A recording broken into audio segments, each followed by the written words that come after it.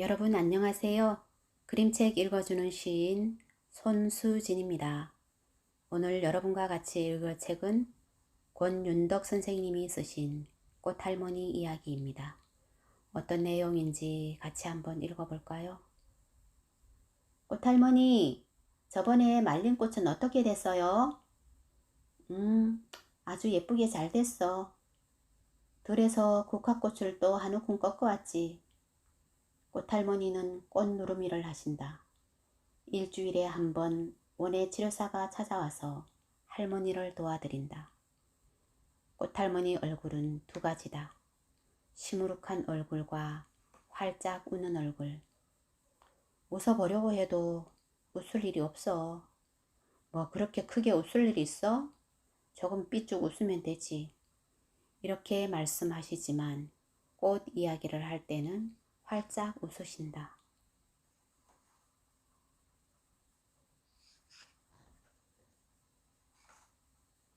꽃할머니가 12~13살 무렵이었다.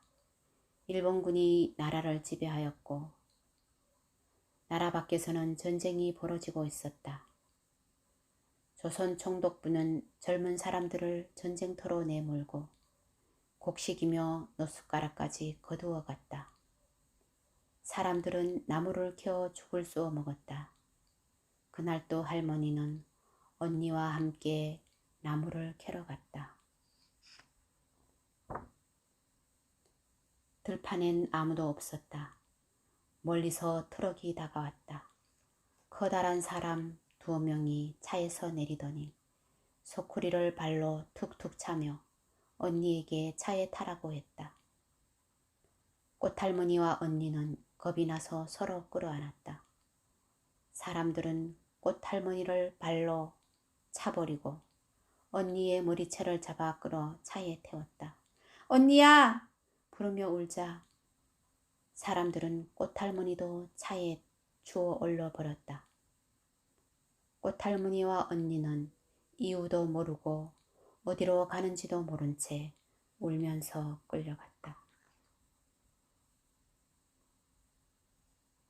차에서 내려 배로 옮겨 태워졌다. 배 아래층에는 다른 여자들도 여럿이 있었다.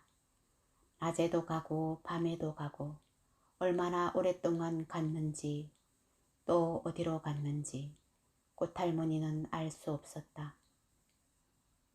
언니와 덩치 큰 여자들은 먼저 어디론가 또 끌려갔다. 언니가 꼭 찾으러 올 테니까 울지 말고 있어. 울면 저 사람들이 때린다. 언니가 이렇게 말했지만 그날 이후 꽃할머니는 언니를 다시 보지 못했다.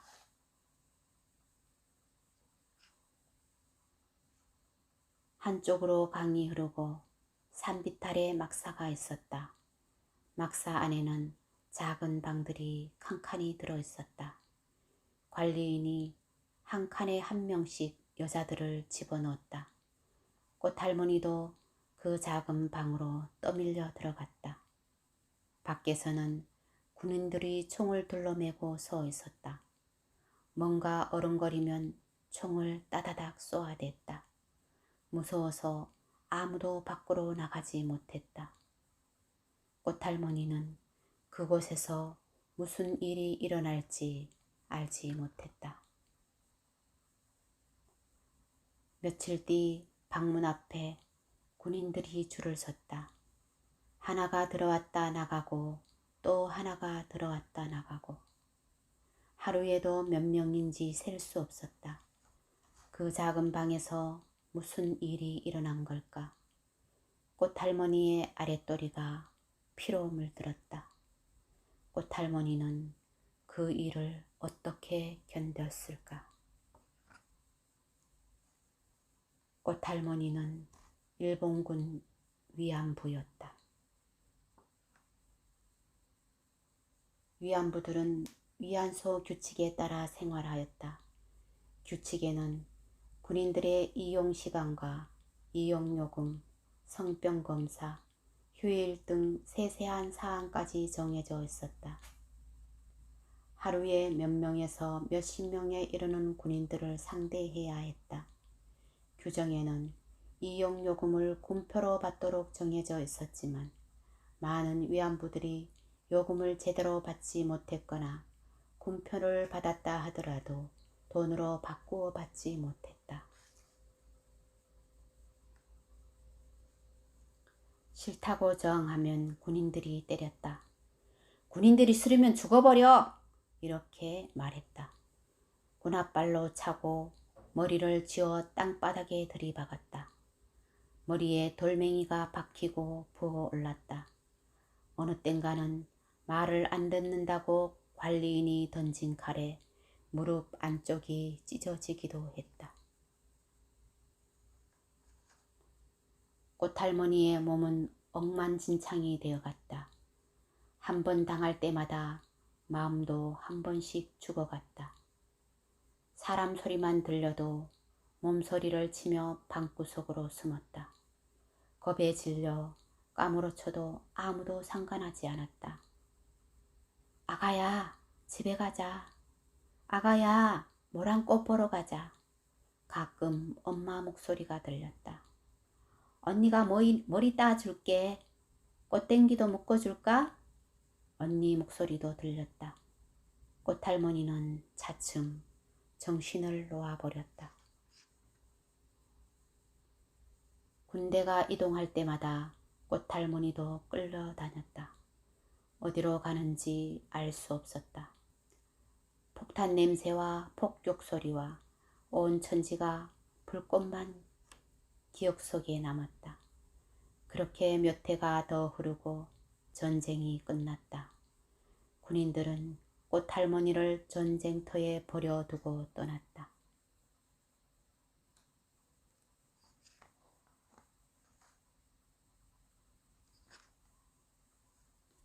그 뒤 20년 동안 어디서 어떻게 살았는지 꽃할머니는 기억하지 못한다. 어떤 사람들이 한국으로 데리고 와 절에 맡겼다는 것을 나중에야 알았다. 어느 날 한 여자가 불공을 들이러 절을 찾아왔다가 꽃할머니를 보고 자꾸 마음이 끌렸다. 스님, 우리 언니 둘이 어렸을 때 집을 나가서 지금까지 소식이 없다는데 저 사람이 암만 해도 우리 언니지 싶네요. 여자가 스님에게 청하여 꽃할머니를 데리고 망가진 몸을 돌봐주었다.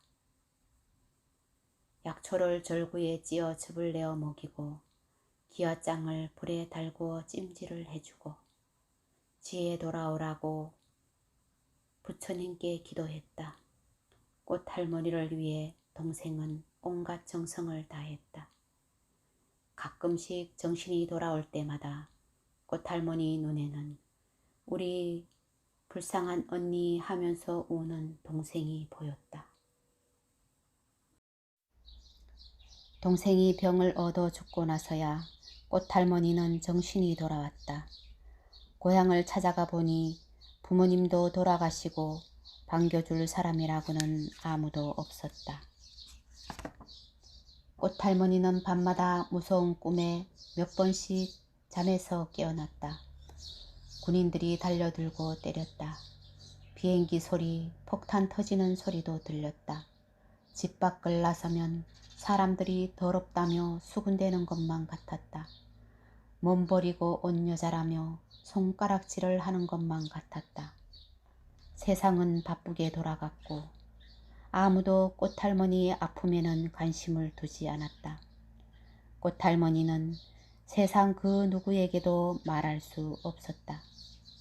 일본군 위안부였다는 사실을 가슴속에 꼭꼭 묻어두었다. 50년의 세월이 지났다. 어느 날 꽃할머니의 이야기를 듣고 싶어하는 사람들이 찾아왔다. 꽃할머니의 아픔을 나누고 싶어하는 사람들이 찾아왔다. 꽃할머니는 가슴에 묻어두었던 이야기를 세상에 꺼내 놓으셨다. 지금 세상에는 그런 일 없어야지. 나 같은 사람은 다시는 없어야지. 내 잘못도 아닌데 일생을 다 잃어버렸네. 꽃할머니는 세상에 나와 사람들과 친구가 되었다. 꽃할머니는 지금 영구 임대 아파트에서 동생이 남긴 손자와 함께 산다. 몸이 아픈 이웃 할머니들의 밥도 챙겨주시고 세탁기도 돌려주신다. 그리고 일주일에 하루는 원예 치료사와 꽃 누르미를 하신다. 난 꽃이 좋아. 이렇게 꽃을 만지고 있으면 기분도 좋고 아무 걱정 안 하고 참 좋아. 꽃할머니는 요즘 이름 쓰는 법을 배워서 꽃누르미 작품을 만들고 나면 사인을 하신다.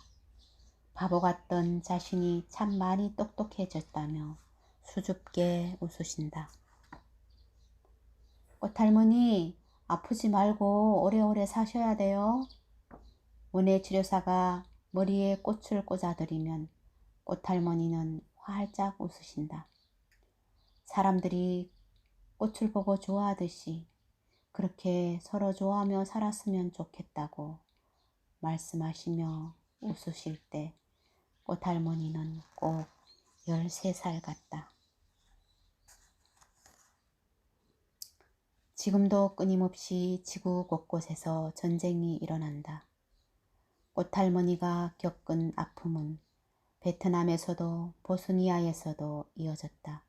그리고 지금 콩고에서도 이라크에서도 되풀이되고 있다. 이 책은 1940년 무렵 일본군 위안부로 끌려갔던 심달련 할머니의 증언을 바탕으로 만들어졌습니다.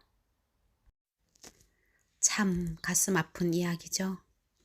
다음에 더 재미있는 이야기로 다시 만나요. 안녕.